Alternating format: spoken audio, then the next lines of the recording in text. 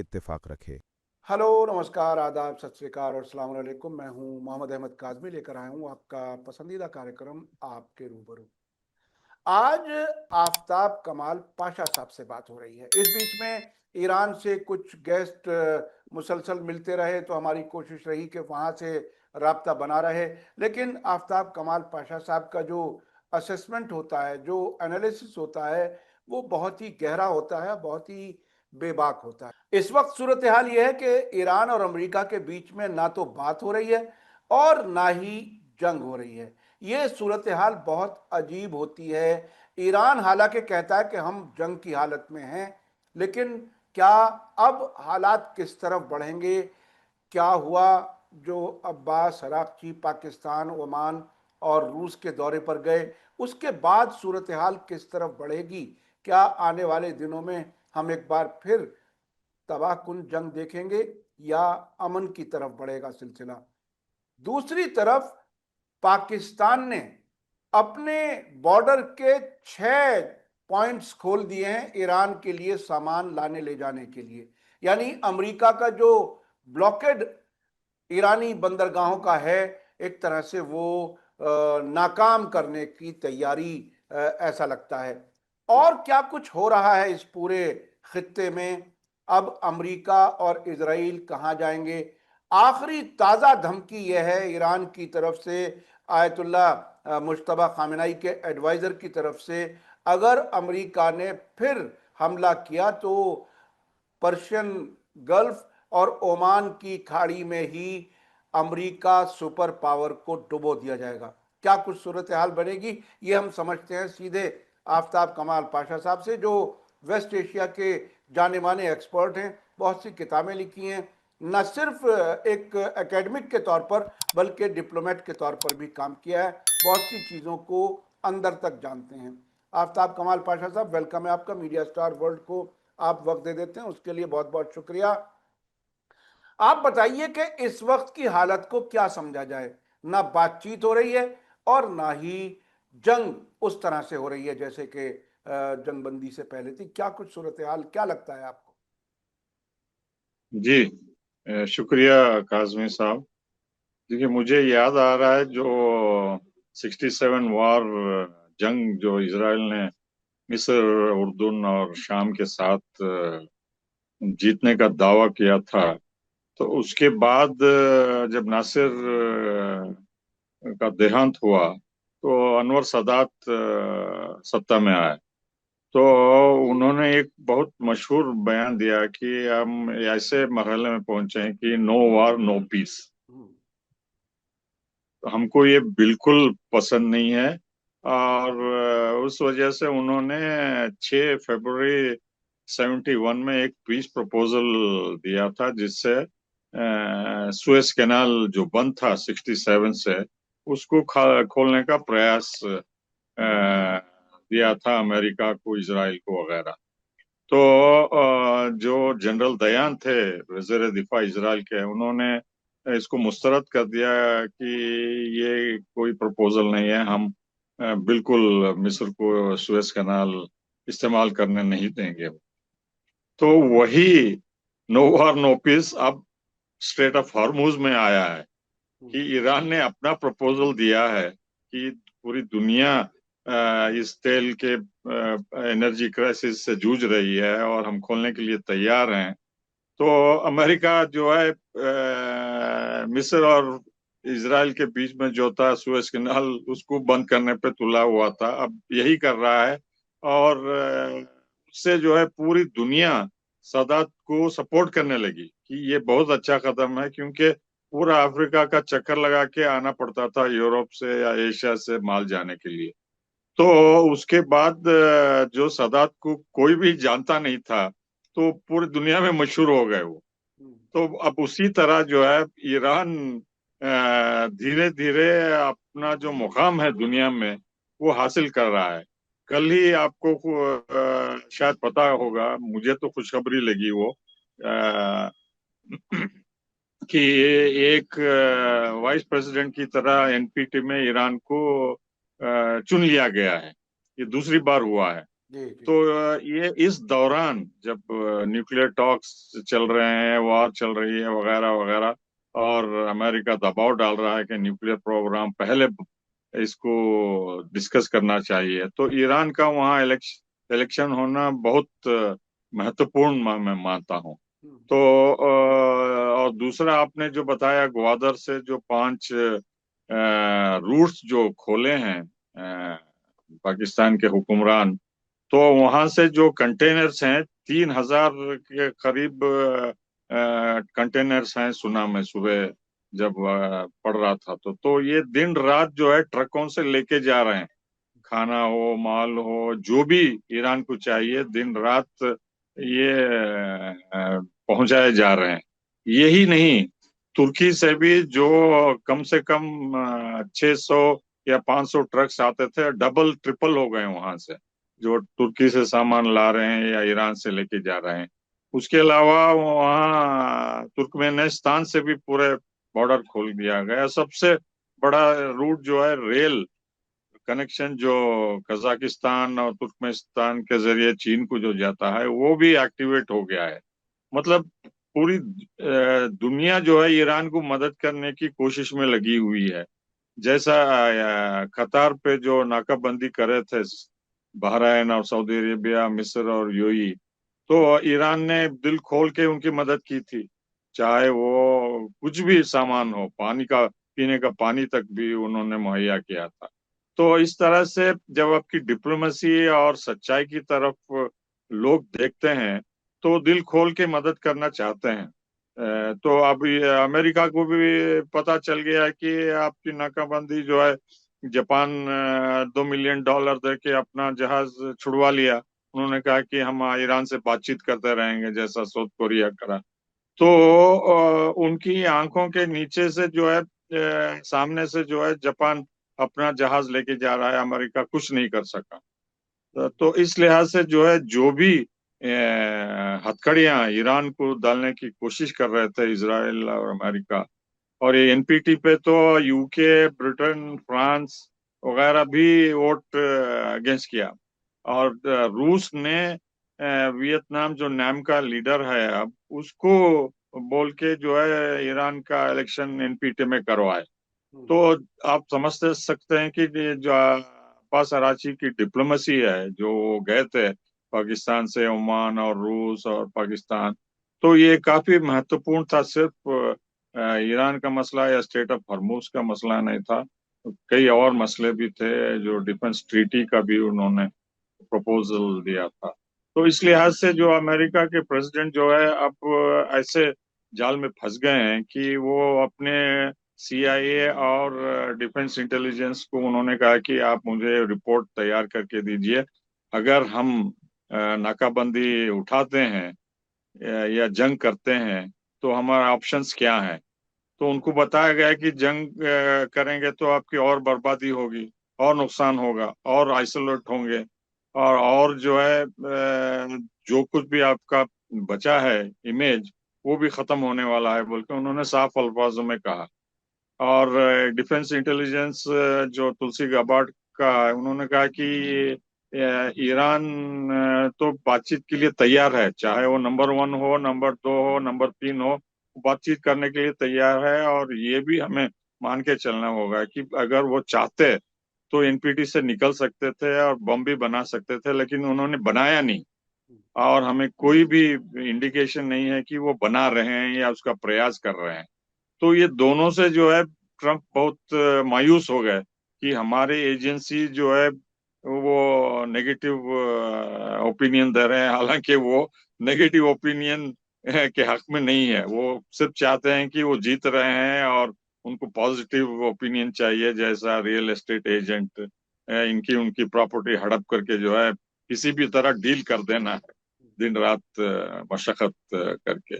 तो इस तरीके से जो है, जो अपने मिलिट्री जनरल्स भी उनसे अलग थलग हो रहे हैं, रिपब्लिकन पार्टी भी अलग थलग हो रही है, और उनका इमेज भी जो है, अगर नाकाबंदी चलती है तो 30% से भी कम हो जाएगी, जो कि डेंजर लेवल है।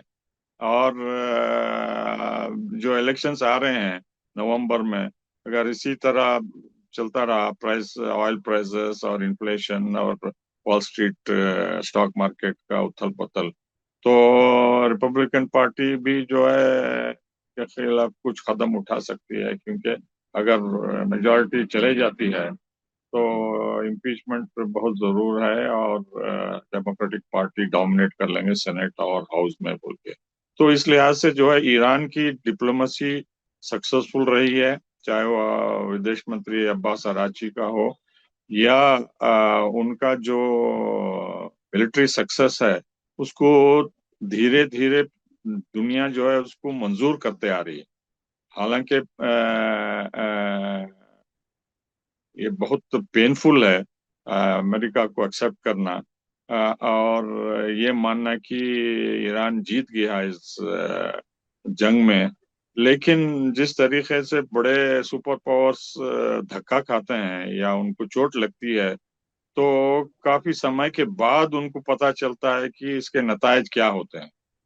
तो वही हाल अमेरिका का भी हो रहा है। अब धीरे धीरे जो गल्फ कोऑपरेशन काउंसिल की समिट मीटिंग हुई जिद्दा में, उसमें साफ बताया गया कि हालांकि ईरान ईरान को नुक्ताचीनी की गई, उन्होंने कहा कि जो पहला सिक्योरिटी आर्किटेक्चर था अब वो बेबुनियाद है और उसके ऊपर निर्भर करना खुदकशी होगी बोल के वो सेकंड थॉट्स डेवलप कर रहे हैं। सिर्फ यूएई जो है अमेरिका का सपोर्ट कर रहा है और अमेरिका के दबाव में आके ओपेक से निकल गया है, क्योंकि उनको डॉलर चाहिए और फेडरल रिजर्व से उन्होंने राब्ता कायम किया है, क्योंकि उनकी आर्थिक स्थिति काफी कमजोर हो गई है। टूरिज्म, एविएशन और जो हमला हुआ है उनके तेल गैस ठिकानों पे, उससे उनको काफी किल्लत हुई है फॉरेन एक्सचेंज के फील्ड में।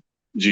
ये आपने कई बहुत ही अहम बातें बताई। एक तो ये कि अमेरिका अलग थलग हो रहा है मुसलसल, और ईरान के साथ दुनिया के मुल्क आ रहे हैं। जैसा कि आपने बताया, पाकिस्तान ने रास्ते खोले, तुर्कमेनिस्तान की तरफ रेल का रास्ता खुल रहा है। और वो चूंकि लैंडलॉक्ड मुल्क नहीं है, उसके नॉर्थ में कैस्पियन भी है, वहां से भी वो सेंट्रल एशिया तक जा सकता है। और दूसरी तरफ जो आपने बताया कि ट्रंप ने अपनी खुफिया एजेंसियों से रिपोर्ट मांगी है।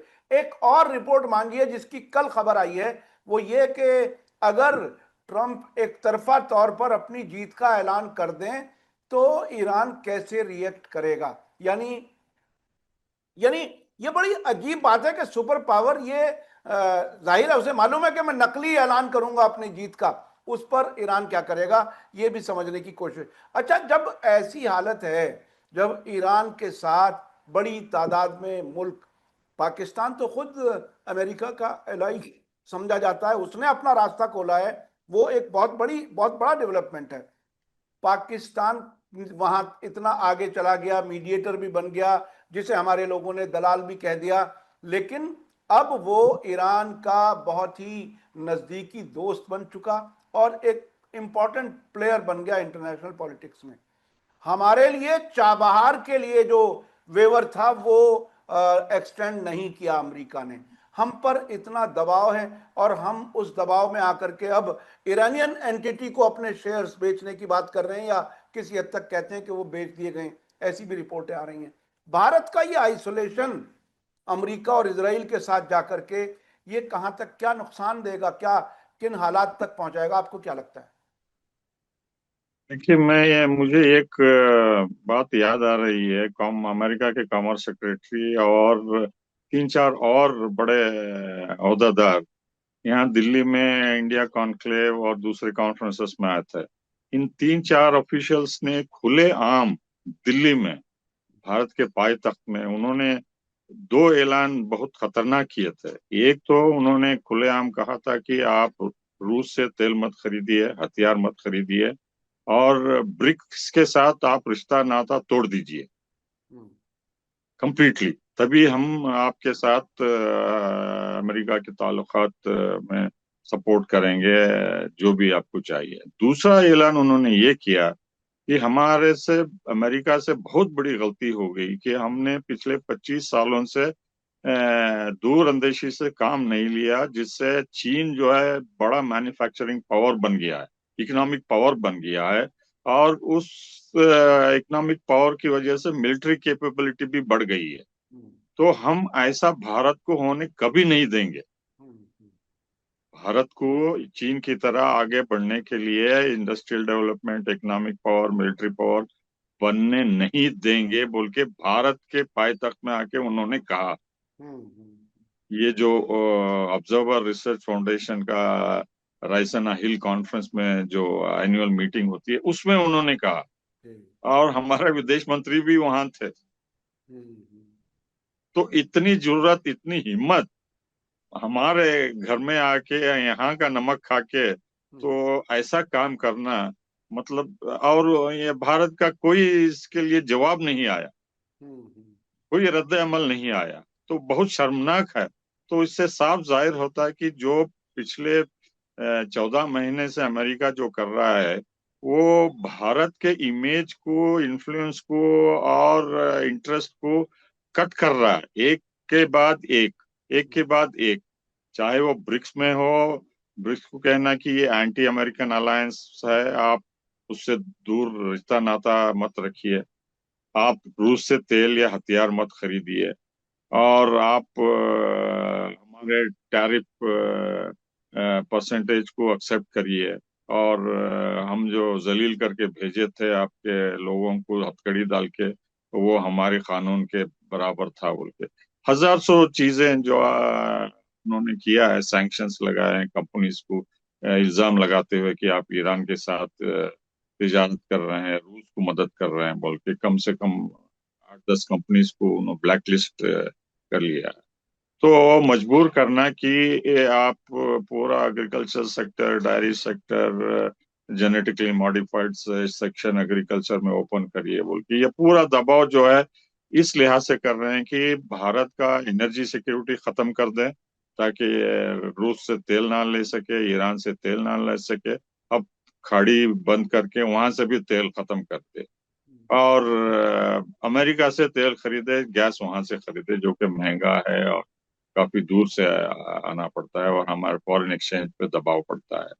तो ये ब्रिक्स को भी जो है वो दबाव में लाके हमारा रिलेशन चीन से, रूस से, ईरान से, दूसरे देशों से भी खत्म करना चाहते हैं। अभी कुछ दिन पहले ब्रिक्स की डिप्टी फॉरेन मिनिस्टर्स लेवल पे मीटिंग हुई थी, जिसमें पूरे 11 देश, भारत को मिला के 11, 10 देश जो है उन्होंने चिंता जताई कि भारत जो है ईस्ट जेरूसलम और गाजा, वेस्ट बैंक पे जो भी वर्डिंग थी उसको नरम करना चाहता था। हम्म, यानी इसराइल के खिलाफ कोई भी नुक्ताचीनी नहीं करना चाहता था। तो उसकी वजह से 10 देश नाराज होकर कोई स्टेटमेंट नहीं आया। हम्म, उन्होंने कहा कि हम आपका सपोर्ट नहीं करेंगे, जो भी कर रहे हैं आप गलत कर रहे हैं। जो भी गाजा में नरसंहार हो रहा है उसको मेंशन करना है, और जो भी लेबनान में हो रहा है उसको भी मेंशन करना है, और जो भी ईरान पे हुआ है उसको भी मेंशन करना है बोल के हम्म, उन्होंने इसरार किया। तो भारत ने अपना टांग अड़ा दिया और कोई कंसेंसस नहीं हुआ। और ये है अमेरिका के दबाव में इंडिया का हाल, ब्रिक्स को अलग थलग करना, जैसा यूएई कर रहा है ओपेक में, उसी तरह भारत और यूएई जम गए इस ब्रिक्स मीटिंग में। हम्म, तो नाराज हैं चीन, रूस और साउथ अफ्रीका, ब्राजील, मिस्र, ईरान वगैरह। तो भारत को अलग थलग करने का प्रयास शुरू हो गया है ब्रिक्स से। हम्म, और ग्लोबल साउथ से जो भी हमारा इमेज था वहां भी धीरे धीरे खत्म हो रहा है। और सिर्फ हमारे दोस्त दोस्त या दुश्मन मुझे बताने में शर्म आती है, इसराइल और अमेरिका बचे हैं जो कि हर मुमकिन मौके पे जो है छुरा भोंक रहे हैं हमें, और कमजोर कर रहे हैं और आइसोलेट कर रहे हैं हमारी फॉरेन पॉलिसी को। इतना धक्का दे रहे हैं कि ये जो स्ट्रेटेजिक ऑटोनॉमी बोल के ढोल बजाते हैं, उससे कोई हासिल करने, कुछ हासिल होने वाला नहीं है। और हमारे गहरी दोस्ती जो रूस के साथ थी, दूसरे देशों के साथ थी, वो धीरे धीरे खत्म कर रही है। वो सवाल उठा रहे हैं कि भारत किस दिशा में जा रहा है। क्या ये वन मैनशिप चलेगी इस सरकार के अंडर, या जो नॉन अलाइंड इंडिया था नेहरू, राजीव गांधी, इंदिरा गांधी के दौरान, उसको बहाल कर सकते हैं। जी। ये वेस्टर्न ताकतों का, वेस्टर्न मीडिया का ये तरीका रहा है। मैं बहुत नजदीक से ऑब्जर्व करने की कोशिश करता हूं कि दोस्त को दुश्मन के तौर पर पेश करेंगे और दुश्मन को दोस्त के तौर पर पेश करेंगे, ताकि जब आप जरूरत में हो, मुश्किल में हो, तो आप बिल्कुल तनहा हो जाएं। यही इस वक्त हॉर्मुज के बंद होने पर अब ईरान से हमें इल्तजा करनी पड़ रही है। गैस की लाइनें लगी हुई हैं।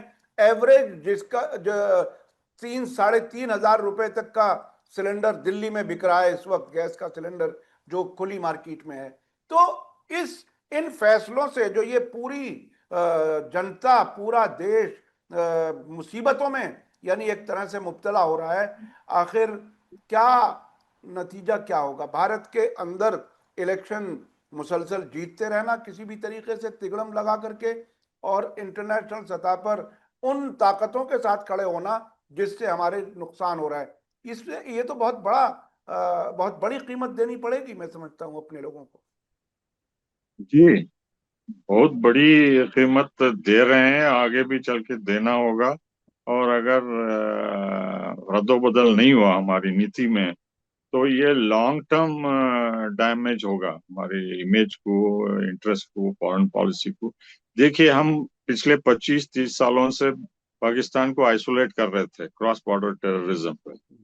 तो अब वही स्ट्रेटेजिक पार्टनर अमेरिका उसकी खुलेआम मदद कर रहा है, और इतना मशहूर हो गया है, अब इतना स्टेबल हो गया है पाकिस्तान कि भारत एक उफ बोल के कुछ भी नहीं कह सकता, ना पाकिस्तान के खिलाफ, ना अमेरिका के खिलाफ, ना ईरान के खिलाफ कि आप क्यों पाकिस्तान की मध्यस्थता एक्सेप्ट कर रहे हैं बोल के। तो यहाँ इस नतीजे पे हम पहुंच गए हैं। और देखिए, कुछ सोर्सेस से ये पता चला कि संजय बारू जो एडवाइजर थे डॉक्टर मनमोहन सिंह को, उन्होंने एक वीडियो में, इंटरव्यू में कहा है कि ये बात हमारे प्रधान जी को मालूम थी कि ईरान और अमेरिका 28 फरवरी को हमला करने वाले हैं, इसराइल और और उनको अमेरिका, आश्वासन। इसराइल और अमेरिका जी, ईरान पर। जी। इसराइल और अमेरिका हम्म। ईरान पे 28 फरवरी को हमला हमला करने वाले हैं, और उसमें प्राइम टारगेट अली खामनेई होंगे। हम्म। और ये सब पूरा मामला 3-4 दिन में निपटा ले जाएगा। और ईरान जो है इसराइल के कंट्रोल में रहेगा, इसराइल और अमेरिका के कंट्रोल में रहेगा। आपको हम आश्वासन देते हैं बोल के उन्होंने हमारे प्रधान जी को आश्वासन दिया, ये बात बताई। तो ये बहुत बड़ी बात है कि बिल्कुल। जब इनको पता था, तो कॉन्डोलेंस मैसेज भी नहीं। अब समझ में आ रहा है कि क्यों नहीं दिए कॉन्डोलेंस मैसेज, क्यों वो पनडुब्बी के लोग जो ईरान के मर गए 100 से ज्यादा, उन पर भी शोक व्यक्त नहीं किया। और एक भी अल्फाज नहीं निकला हमारे प्रधान जी के मुंह से कि ये ईरान पे जो हमला हुआ है इसराइल और अमेरिका का, ये इंटरनेशनल लॉ के खिलाफ है, यूएन चार्टर के खिलाफ है, और ह्यूमैनिटेरियन लॉ के खिलाफ है, जब 170 बच्चियां स्कूल में मारी गई थी। तो अब समझ में आ रहा है कि ये इनका माइंडसेट, अमेरिका और इसराइल जो है उनको बिठा दिए थे कि आप इत्मीनान रखिए कि हम जो कर रहे हैं करके रहेंगे, और आपको इससे फायदा होगा बोल के। तो इसीलिए ये कुछ भी करने के लिए तैयार नहीं है। अब पता चल रहा है इनको कि गैस क्यों नहीं आ रही है, गैस का ठिकाने पे हमला क्यों हुआ है कतार में, जहां से 80% गैस आती थी। अब जो है हम कटोरा लेके पूरी दुनिया में फिर रहे हैं अमेरिका के सामने, और 40 देशों से। भारत के प्रवक्ता ने कहा कि हम 40 देशों से जो है तेल और गैस ले रहे हैं। हम्म। अब पूरी एम्बसीज को बताया गया कि एक भी जहाज आती है तो वो गनीमत है। हम्म। इस हाल पे पहुंच गए हैं।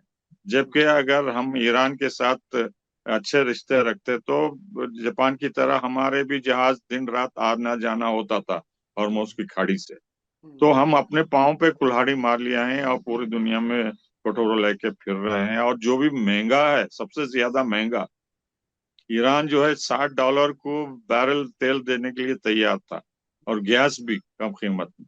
तो हम उसको ठुकरा के जो है इतना फॉरेन एक्सचेंज अब स्पेंड कर रहे हैं ऑयल और गैस के लिए। अगर ये हार्मुज की खाड़ी बंद रहती है, तो आप अंदाजा लगा सकते हैं कि जो भी फॉरेन एक्सचेंज बचा है और जो कम हो रहा है खाड़ी की जंग की वजह से, जो भारतीय वहां से भाग के आ रहे हैं, अगर वहां जंग और छिड़ जाती है तो भारतीयों को जो नुकसान होगा उससे फॉरेन एक्सचेंज पे काफी नुकसान होगा, असर पड़ेगा, और तेल गैस की किल्लत और बढ़ जाएगी।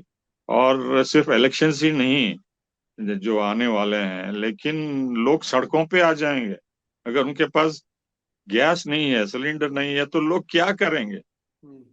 मतलब वो सवाल पूछेंगे कि हमें नाश्ता कैसा बनाना है, खाना कैसा बनाना है, बच्चों को कैसा पालना है, घर कैसा चलाना है। अगर आपकी नीति इस हाल पे हमें लाके खड़ा कर दी तो आप निकम्मे हो, आपको यहाँ रहने का कोई अधिकार नहीं है। चाहे स्टेट इलेक्शन में जीत के कुछ भी करके आ गए तो आप हमें गैस दीजिए बोल के लोग सड़कों पे आ जाएंगे।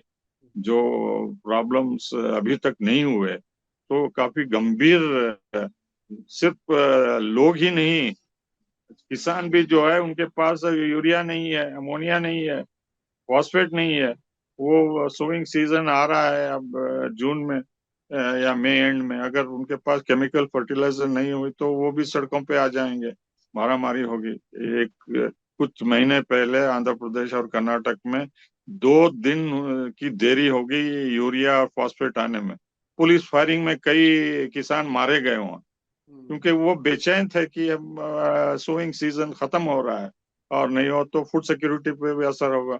तो अमेरिका कुल मिला के बॉटम लाइन ये है कि भारत को डिपेंडेंट बनाना चाहता है फूड सिक्योरिटी में, अपने टैरिफ के वजह से, टोटल एक्सेस की वजह से, वो एनर्जी सिक्योरिटी से, और हमारे दोस्तों से अलग थलग करके, ब्रिक्स से अलग करके, पाकिस्तान को सपोर्ट करके, जलील करके, और रूस से तेल मत लेना, ईरान से तेल मत लेना बोल के सभी तरफ से जो है जंजीरें जकड़ी जा रही हैं, जिसके तहत ये अदानी का प्रॉब्लम और रॉ का एजेंट के मामले में और टैरिफ में उलझे हुए हैं, और अपनी कुर्सी बचाने के लिए ये कुछ भी उफ बोल के मुंह से नहीं निकाल रहे हैं, जिससे देश का काफी गंभीर नुकसान हो रहा है।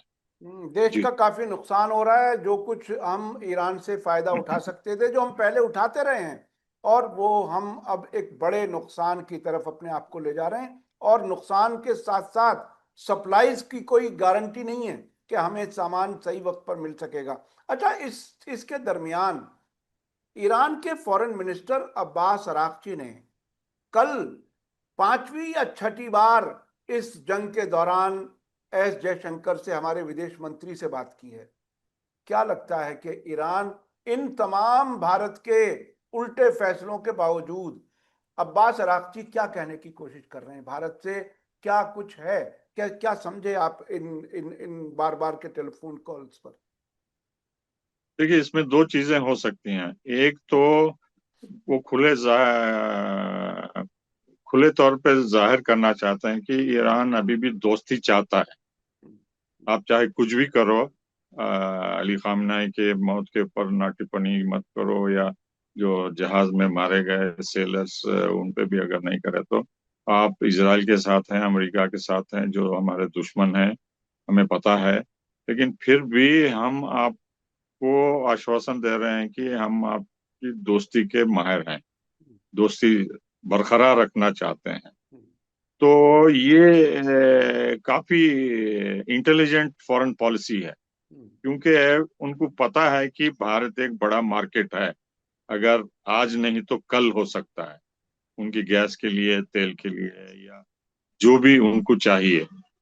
भारत सबसे नजदीक पड़ोसी है जहां से वो सब कुछ हासिल कर सकते हैं, चाहे वो खाने का तेल हो, या राइस हो, या टी हो, या इंजीनियरिंग प्रोडक्ट्स हो, या जो भी हो, कम कीमत में कहीं नहीं मिलेगा ईरान को।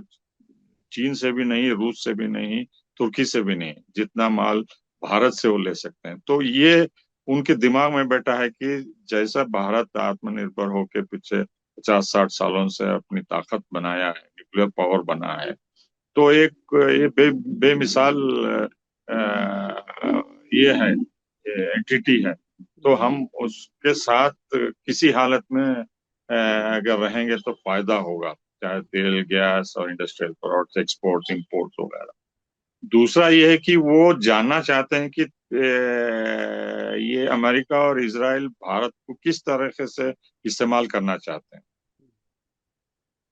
हम्म। तो डिप्लोमेसी में जानना चाहते हैं कि ब्रिक्स में आप क्या सोच रहे हैं, और बायलैटरल रिलेशंस पे क्या सोच रहे हैं, और पाकिस्तान के मामले पे क्या सोचते हैं। और खाड़ी से भी काफी हमारी गहरी दोस्ती है सऊदी अरब और बहरीन और यूएई से।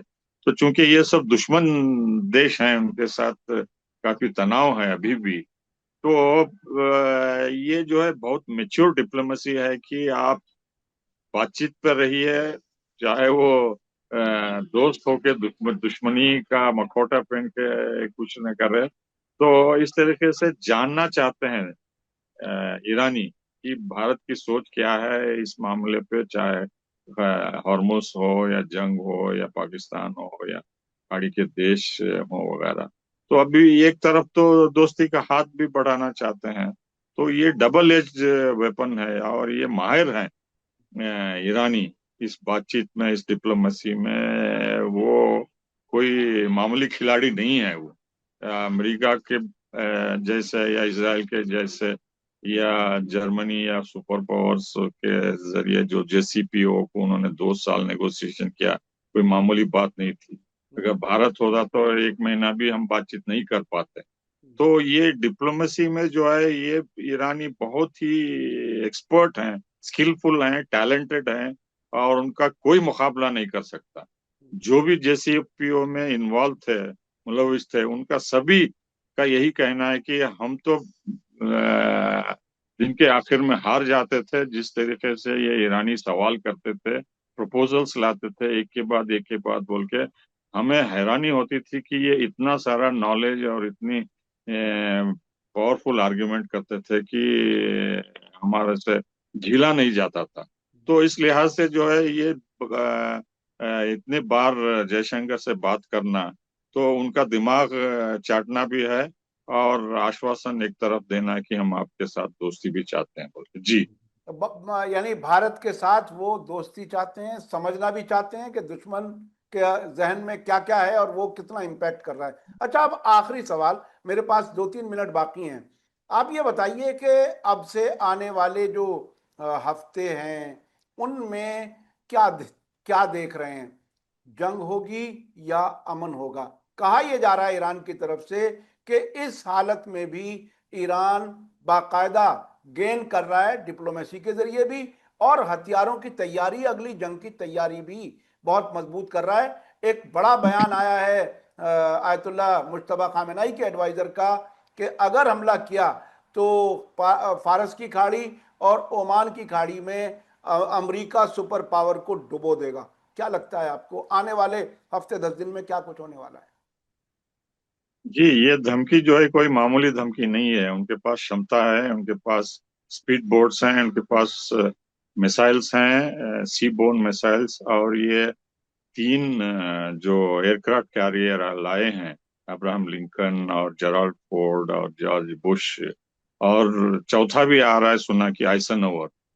तो ये सब जो है सिटिंग डक्स की तरह है, इंग्लिश में कहावत है, ये बतख की तरह है। ये मार के गिरा सकते हैं, और जो अमेरिका का प्राइड है, गुरूर है, ये पानी में, अरेबियन सी में मट्टा मलित हो जाएगा, बॉटम पे चला जाएगा। और उसके बाद सबसे बड़ा फायदा होगा ईरान को नहीं, चीन को होगा, कि जो ताइवान के इंडो पैसिफिक एरिया में थे, वहाँ पावर प्रोजेक्शन कैपेबिलिटी अमेरिका की जीरो हो जाएगी वहाँ।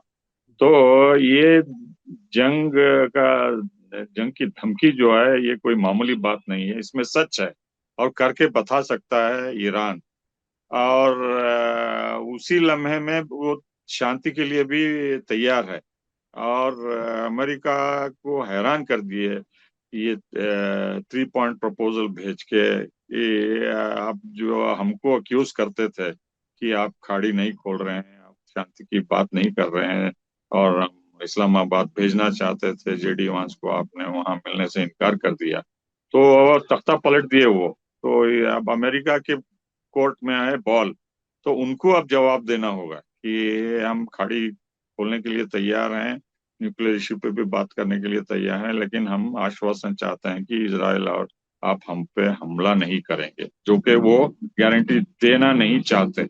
ओपन एंडेड रखना चाहते हैं कि कभी भी मौका मिला तो ईरान पे हमला करने का वो अभी भी साजिश कर रहे हैं, इसीलिए एयरक्राफ्ट भेज रहे हैं और हजारों के सिपाही वहां भेज रहे हैं। लेकिन मुझे नहीं लगता कि वो ऐसा कदम उठाएंगे अमेरिका और इजराइल मिलके। हालांकि इजराइल कर सकता है, लेकिन अमेरिका के सपोर्ट के बगैर बहुत दिन तक वो जारी नहीं रह सकता अपने हमले।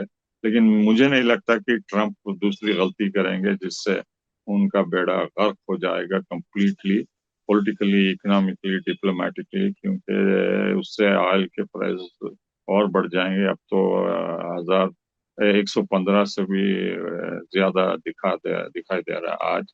और जिस तरीके से दुनिया भर में अमेरिका की शिकायत की जा रही है, और इस पे और उनका पॉपुलैरिटी जो है अमेरिका में ही कमजोर होगा। और जो वार पावर्स एक्ट के तहत 60 दिन के अंदर उनको जो पावर शेयर करना था कांग्रेस से, अब 30 दिन का एक्सटेंशन मांगने की बात कर रहे हैं पहले मई से।